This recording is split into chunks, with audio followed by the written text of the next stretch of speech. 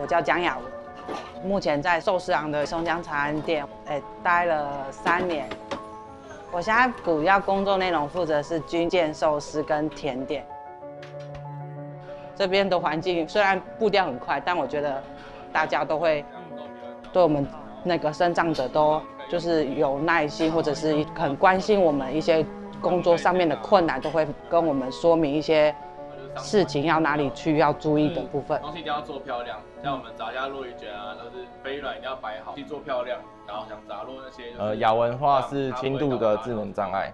以餐饮业的标准来说的话，就是主要是餐饮业就是要独立作业跟可以跟伙伴们团队合作为主，所以就是至少要有自主能力。我们在104上面就是会特别标注说是欢迎身心障碍人士投递履历，然后我也会收到就是有身心障碍直接前来面试。那有时候一开始比较不了解他的情况，然后我们就是可能会问的比较深入，但有时候可能就是话语会伤人。平常的话，客人来就会比较少。所以我们后来聘用身心障碍员工，我们是寻求专业的机构协助。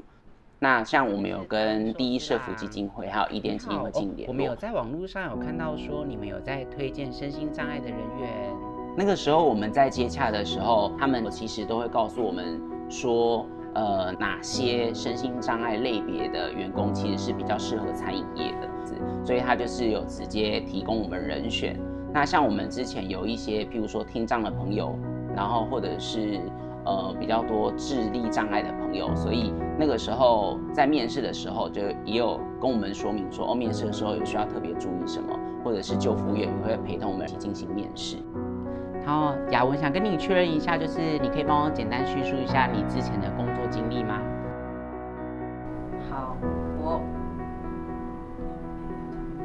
好，其实雅文他已经有餐饮工作的经验了，但是他可能在于一些表达上，并没有办法像一般人一样可以很明确的说出自己的过去的工作的一些项目或重点。本身有之前几个月的时候是在 Seven， 后来有到。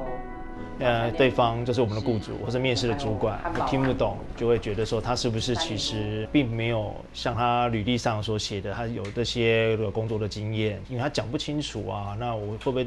觉得说他是不是实际上并没有做过这么多？刚才他的那个自我介绍我再补充一下。好，他在我们之前的那份工作，在汉堡王的那一份。也是由我们这边协助提供。那这个时候，如果有就服员协助他，帮助他可以在面试的环节，可以说得更清楚自己的优势，让他可以更顺利的应征上这个工作。来这边上班是新的开始，跟你以前工作都不一样哦。对。我们之前做汉堡做的也很棒，对不对？但是做寿司，我相信你应该也会学得很好。还有我们首席，我觉得他们会比较有安全感，因为他会详细了解我们的一些状况。因为我面临环境，我面临那个人群，有时候都要适应很多，所以我觉得我就是又不敢去问人，不知道该怎么问。就是当我们雇佣1名身心障碍员工的时候，因为我们新人教育的话是5天，然后就服员一开始的话就是会陪同，就是身心障碍员工一同就是一些操作机器啊，然后或是一些公司的准则，就一起教育的时候，就服员其实直接在旁边一起听。对于我们来说的话，就是算是一个沟通的桥梁，他们会更了解彼此的习惯，像朋友，然后也像老师。当就是身心障碍员工有什么困难的时候，也可以马上向就服员求救，就是我们可以更快地知道他们状况这样。就服员本身就是一个支持者、协助者，可以支持他们更有信心的去完成这样的工作。规律度。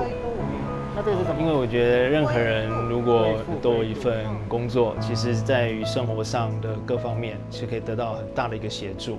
尤其是对我们的身心障碍的朋友。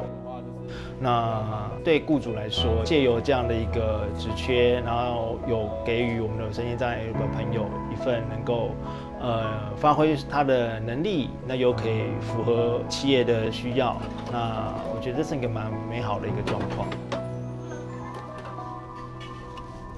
就我觉得就是很谢谢寿司郎给我这个就工作机会，可以让我在这边得到成就感，以及就是让同事们就是耐心的指导，可以让我进入状况。也谢谢他们的耐心的教导，我可以成长那么多。他吃饱了，所以他等一下我可以找他。那我相信身心障碍的员工，他们是有很多自己的长处，他们有很多他们能够贡献给社会的地方。那我觉得要展现这样子的包容性是每个企业的责任。那就我以前都完全不认识我们身心障碍的朋友的时候，其实真的也会有所担忧。可是我觉得恐惧是因为你不了解而产生的。我希望大家都能够去尝试一下，到最后它能够带给你公司的收获，我相信会远超于你自己对于你自己不认识的想象。